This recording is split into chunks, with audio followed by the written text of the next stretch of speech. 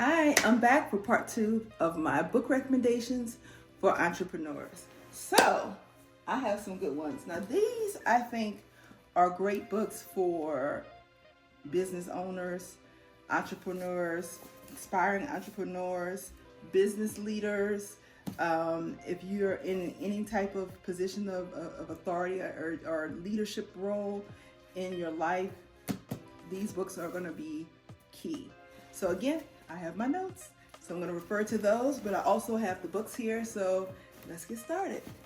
One of the books that I absolutely love and use in my business every single day is The 12-Week Year by Brian Moran and Michael Lennington. So the 12-Week Year book is get more done in 12 weeks than others do in 12 months. And I love this book because it is basically a guide to creating structure in your daily life in order to run a more successful, productive business or to have a more successful, productive day, week, month.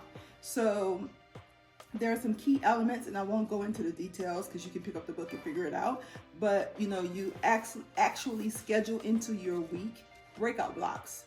So for example, for me, my breakout block is every Wednesday at 2 p.m. I take off, and a breakout block is a period of time you can't answer the phone, you can't look at social media, you can't respond to emails. It's literally a time for you to break out, and it's supposed to give you a period to reset and just have a break from day-to-day tasks. So I currently have a breakout block on Wednesdays at 2 p.m. to the end of the day. I don't work. I go out. I go to the spa. I may ride my bike outside. I may paint because I'm an artist, so I paint. It has to be something that's not business related in order for it to actually fit. In addition, on Mondays, there is a block of time that you segregate or separate as your planning period. You don't take any calls, you don't schedule any meetings. It's just time to just strategically plan your week. So, and also look ahead. So that time is supposed to be off the radar, just thought and thinking and strategy. So teachers do that as well. So it makes sense that business owners and entrepreneurs and executives would do the same. So again, 12-week year, pick it up. It has been, for me, I started doing this particular strategy during the pandemic, COVID-19, and it's been a game changer.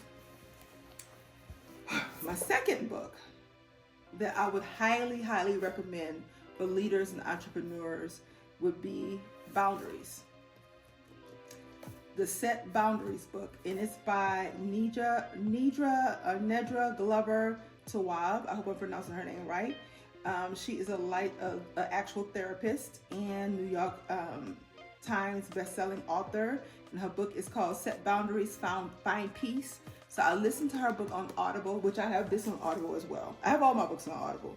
But I love the book so much that I've invested in the workbook. So the workbook just takes you through some thought exercises to help you reinforce and set the appropriate boundaries and literally change your life. So entrepreneurs, I think we are requested to do the most obnoxious and over-the-top things for free. We are asked to show up and donate our time on a regular basis because I think people think that entrepreneurs have a lot of time, just residual time. We have the least amount of time. So, I have been asked to show up to teach classes for free and stay all day and answer questions after I taught the class. I mean, I can go on and on. But anyway, that's why boundaries are so important for leaders and entrepreneurs. Last but not least, I have one more for you. This was a good one. This was published, I believe, last year, 2023, or 2 years ago. I purchased 2 of these because I thought the message was so important and so strong for Black women specifically. and it's called Move to Millions, the proven framework to become a $1 million CEO with grace and ease instead of hustle and grind. And it's by Dr. Danielle Jervey Harmon. She's a friend of mine. She will be on my podcast, Follow the Leader, soon. But her message and her whole movement is basically telling women, specifically Black women, that we should be millionaires and that there's nothing wrong with striving to have more.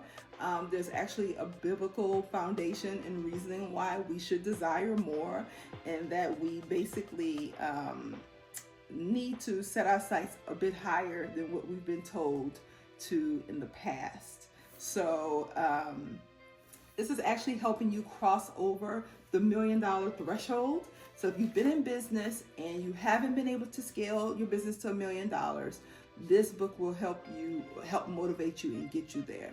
So those are the 3 books, part 2, that I'm going to recommend.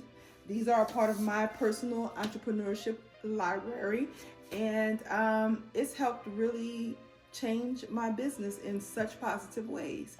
So I want you to do the third part 3, in the comments. Drop down in the comments. Let me know what book I'm missing. So I've given you 5 books. 5. So I want to hear the books that you live by for leadership and entrepreneurship. It's your turn. Go.